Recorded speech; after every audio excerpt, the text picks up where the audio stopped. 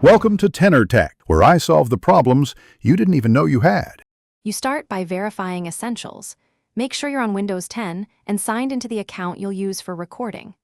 Once ready, open Start and select Settings, then choose Gaming to reach Game Bar Preferences. Turn on the Record Game Clips, Screenshots, and Broadcast option so the feature is enabled system-wide. This step activates hotkeys and overlay services. Make sure to review which account and privacy choices apply, because Game Bar needs permission to capture audio and video for it to work properly. Now open Game Bar by pressing the Win+G keys while the app or game window is active. You should see the overlay appear.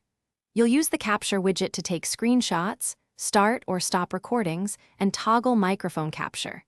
These controls directly start the recording services the system setting enabled.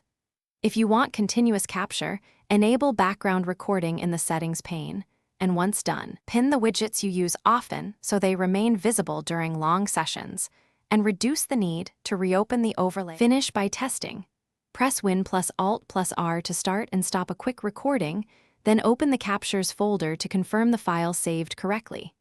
If the overlay doesn't open, make sure Xbox services and Game Bar are allowed in background apps, and verify graphics settings don't block overlays.